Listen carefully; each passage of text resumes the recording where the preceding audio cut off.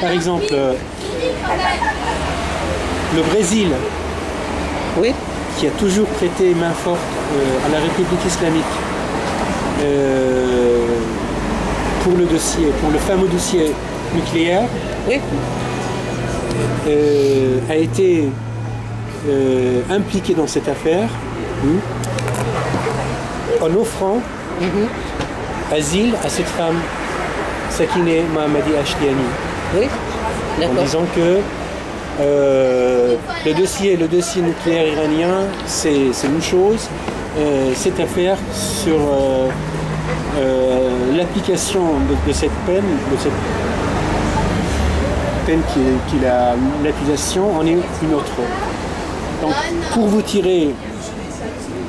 vous en tirer, nous offrons à cette femme une terre d'asile, et qu'elle puisse quitter l'Iran et ensuite se réfugier au Brésil.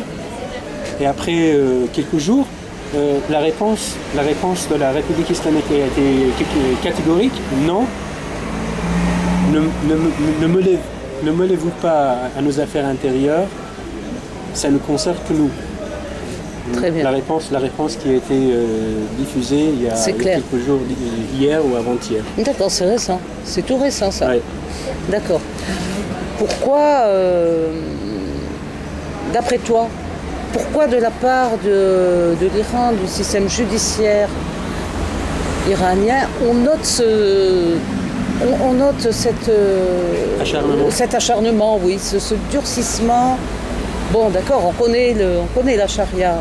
C'est pas une affaire de Sakineh. Ben voilà, c'est ça. C'est pas une affaire de Sakineh. C'est sur tous les fronts pour montrer au monde entier qu'ils ne sont pas indulgents, ne reculeront pas d'un seul doigt, que ce soit vers l'opinion publique à l'intérieur, oui, que ce soit vers l'opinion internationale, que ce soit pour le dossier nucléaire, que ce soit pour Sakineh, que ce soit pour les journalistes qui sont toujours en prison, dont une jeune femme qui s'appelle Shiva Nazar Ahari, qui a été déclarée par le système judiciaire en tant que Mohareb, ça veut dire ennemi du Dieu, ennemi de la République islamique, oui, donc qui puisse être condamnée à mort.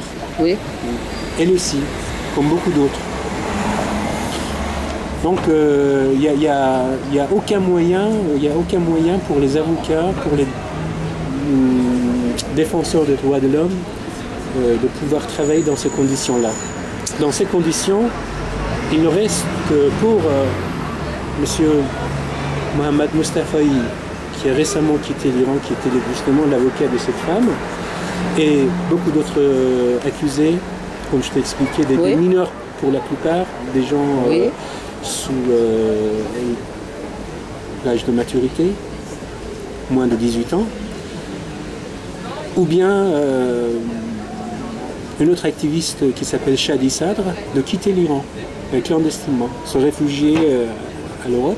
Et c'est effectivement ce que veut la République islamique. Faire taire toutes les voix contestataires.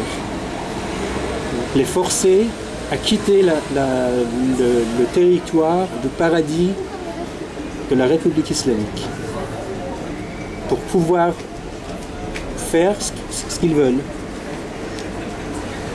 D'accord. Sans moindre résistance. Dans les médias, on peut lire que Sakineh peut être exécuté d'un jour à l'autre, que ça s'accélère. Qu'est-ce que tu en penses? Est-ce que c'est une réalité des faits? Est-ce que c'est pour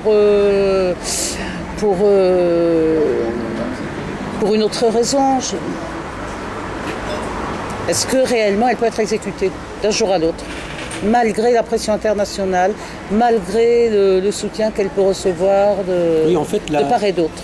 En fait, la menace d'exécution existe bel et bien, et pour elle, qui est une citoyenne normale, comme tout le monde, et pour d'autres gens qui sont engagés pour des causes politiques et humanitaires. Ou militantes. Ou militantes. Ou militantes, des activistes. Comme des syndicalistes. Comme des syndicalistes, des journalistes. D'accord. Oui, des journalistes aussi. Oui, à la suite des événements post-présidentiels de l'année dernière. Oui. Donc, comme je te disais, la journaliste qui est tombée dans le circuit du système judiciaire récemment, ces derniers jours, et qui a été accusée par le système d'être Muhareb, c'est-à-dire ennemi du Dieu, ennemi de la République islamique, comme si la République islamique était la représentante de Dieu sur la terre. Elle aussi, et beaucoup d'autres, ils sont tous sous la menace de l'exécution. Et à quoi ça sert? À quoi sert tout cela? C'est pour montrer au monde entier que la République islamique ne reculera pas d'un seul doigt, que ce soit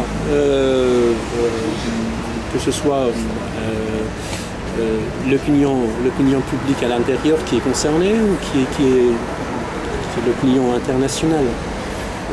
C'est pour montrer les dents, c'est pour montrer qu'on n'est pas indulgent, que le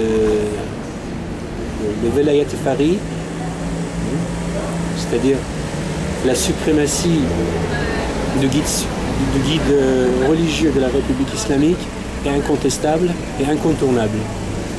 Et ses représentants, que ce soit Ahmadinejad, que ce soit d'autres ayatollahs au système judiciaire.